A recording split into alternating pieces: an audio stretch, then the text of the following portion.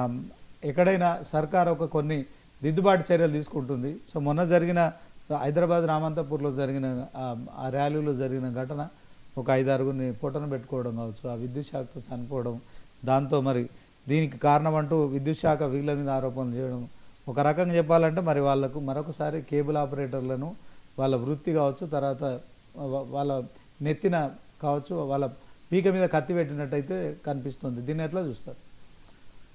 శ్రీనివాస్ గారు, మీకు ప్యానెల్లో ఉన్న మిత్రులకు 99 న్యూస్ ప్రేక్షకులకు మరొకసారి నమస్కారాలు. యాక్చువల్గా 2 అంశాలు చాలా కీలకమైనవి.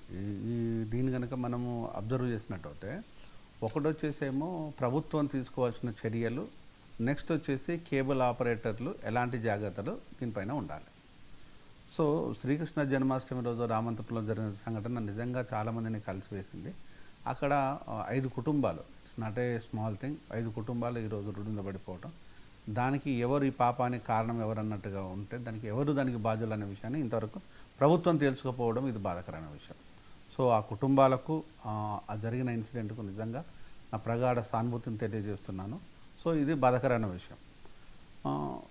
ఏది ఏమైనా కూడా సో ఇట్లాంటి సంఘటన కాంగ్రిగేషన్స్ కానీ, ఇది హిందువా ముస్లిమా క్రిస్టియన్ అనే విషయం పట్టింటే ఎనీ కాంగ్రిగేషన్, ఒక కాంగ్రిగేషన్ లోపల ఇలాంటి ఘటనలు మన దేశం లోపల ఇది మొదటిది కాదు, ఇది సర్వసాధారణంగా మారిపోయింది. అంటే దేవుడి విషయంలో కానీ, లేకపోతే పుష్కరాల విషయంలో కానీ, లేకపోతే ఇతర అంశాల్లో కానీ ఇట్లాంటి ఇన్సిడెంట్స్ అనేది కామన్.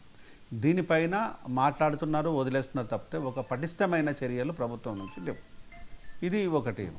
ఇంకొక విషయానికి కేబుల్ ఆపరేటర్స్ విషయానికి వస్తే, రెండో విషయానికి వస్తే, కేబుల్ ఆపరేటర్లు ఎక్కడెక్కడ కేబుల్స్ తీసుకోవాలి, ఎంతెత్తున తీసుకోవాలి, దానికి కరెంటు సరఫరా అయ్యే దానికి తీసుకోవాలన్నా, లేకపోతే టెలిఫోన్ లైన్లో నుంచి తీసుకోవాలన్నా అనే అంశాలను ఇప్పుడు ఈ మధ్యలో కార్పొరేటివ్ కంపెనీస్ ఏం చేస్తున్నాయంటే, ఇంటర్నల్గా ఇన్సైడ్ నుంచే కేబుల్ అండర్గ్రౌండ్ నుంచి కేబుల్ తీసుకురావటము, ఆ పోల్కు అక్కడి నుంచి అండర్గ్రౌండ్ నుంచి పోల్కి ఇవ్వటము అనేదాన్ని వాళ్ళు సపరేట్గా పోల్స్ వేసుకుంటున్నారు కార్పొరేటివ్ కంపెనీస్. సో ఈ ఒక 2-3 కార్పొరేటివ్ కంపెనీస్ మన కళ్ళ ముందే ఉన్నాయి, అవి చేస్తున్నాయి. కానీ ఒక సామాన్యమైన కేబుల్ ఆపరేటర్స్కు కేబుల్ టీవీ నుంచి ప్రసారాలు చేసుకునే కుటుంబాలకి ఇది సాధ్యమా అనేది ప్రధానమైన ప్రశ్న. ఇప్పుడు రోజు రోజుకు ఎంటర్టైన్మెంట్ అనేది మొబైల్ నుంచి కానీ అనేక అంశాల నుంచి మారిపోయింది, స్ప్లిట్ అయింది. ఒకప్పుడు ఎంటర్టైన్మెంట్ అంటే సినిమా లేకపోతే టీవీ, ఇప్పుడు ఎంటర్టైన్మెంట్ అంటే సో సినిమా టీవీలతో పాటు మొబైల్ అనేది విపరీతమైన ప్రాచుర్యంలోకి వచ్చేసింది. అంటే వీటన్నింటిని తట్టుకొని ఇప్పుడు కేబుల్ ఆపరేటర్లు ఆ కేబుల్ని ఏ విధంగా తీసుకురావాలి, దాన్ని కార్పొరేటివ్ కంపెనీలకు ధీటుగా చేసే శక్తి ఉందా అనేది మనం ఒకటి ఆలోచించాలి. అలాగని చెప్పేసి ఇలా చావులన్నింటికి కూడా మనం కేబుల్ ఆపరేటర్స్ చేయడం బాధ్యులు కాదు, అలా అని కేబుల్ ఆపరేటర్స్ అజాగ్రత్త ఉండడం కూడా సరైన విధానం కాదు.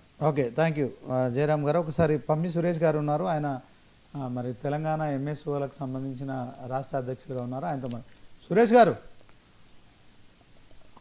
అన్మ్యూట్లో ఉన్నట్టున్నారు, మ్యూట్లో ఉన్నారు సార్, అన్మ్యూట్ చేసుకోండి. సురేష్ గారు,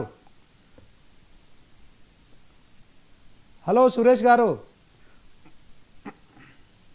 సార్ అన్మ్యూట్ చేసుకోండి సార్, వినిపిస్తుందా నా వాయిసు? సురేష్ గారు,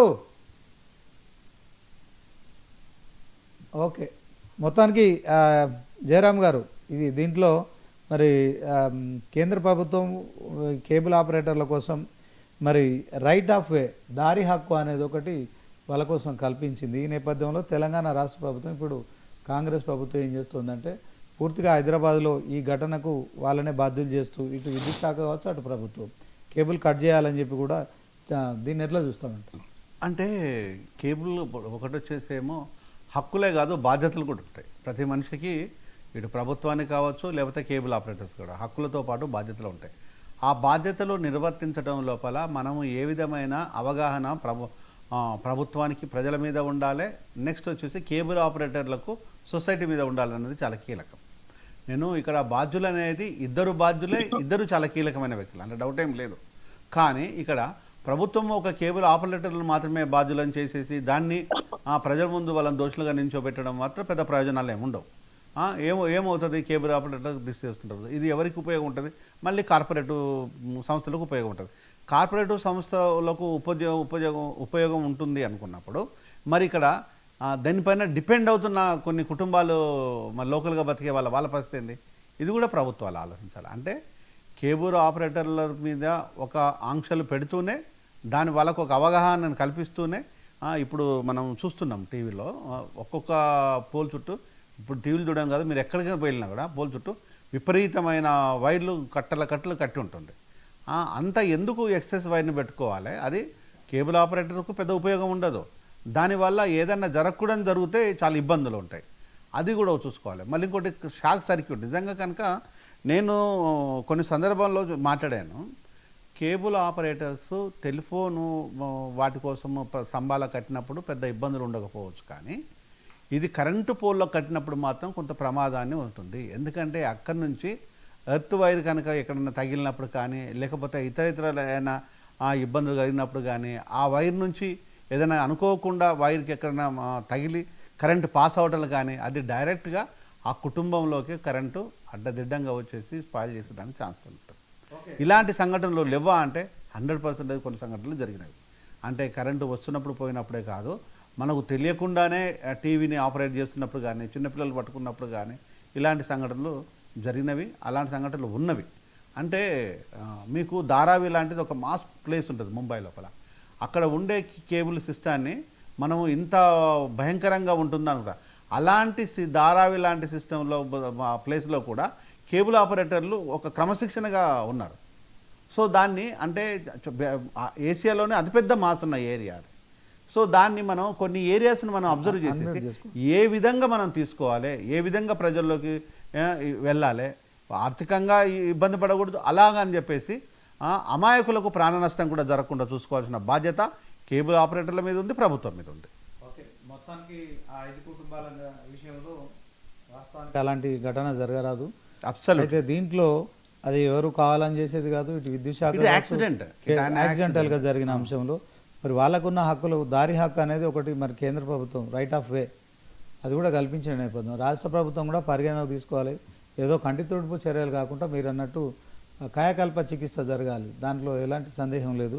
సో దీంట్లో మరి ఒకసారి ఆ కేబుల్కి సంబంధించి మరొక విషయం దీంట్లో జరగాల్సింది ఏంటంటే, ఇప్పుడు ఎవరి ద్వారా చనిపోయారు, ఎవరు దాని దోషులు అనే విషయం పక్కన పెట్టేస్తే ఆ కుటుంబాలకు ప్రభుత్వము సహాయాన్ని అందించాలి. ఒక్కొక్క కుటుంబానికి ఎక్స్గ్రేషియా ప్రకటించాలి. అట్లీస్ట్ మినిమం ఒక 50 lakhs కనుక ఆ కుటుంబానికి ఇచ్చేసి, ఆ కుటుంబం లోపల డబుల్ బెడ్రూము, వీలవుతే ఎక్కడైనా కాంట్రాక్ట్ ఉద్యోగాలలో ఆ కుటుంబంలో వ్యక్తిని కనుక చేసినట్టు అయితే, ఆ కుటుంబ పెద్దలు చనిపోయారా, ఎవరు చనిపోయారా అనే విషయాన్ని పక్కన పెట్టేస్తే ఆ కుటుంబాన్ని ఆదుకోవాల్సిన బాధ్యత ఇప్పుడు ప్రభుత్వం మీద ఉంది. ప్రభుత్వానికి ఇది పెద్ద విషయం అని నేను అనుకోను.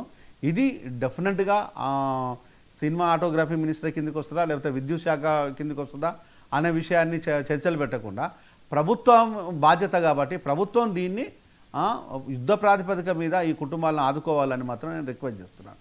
ఓకే, సురేష్ గారు, హలో సార్.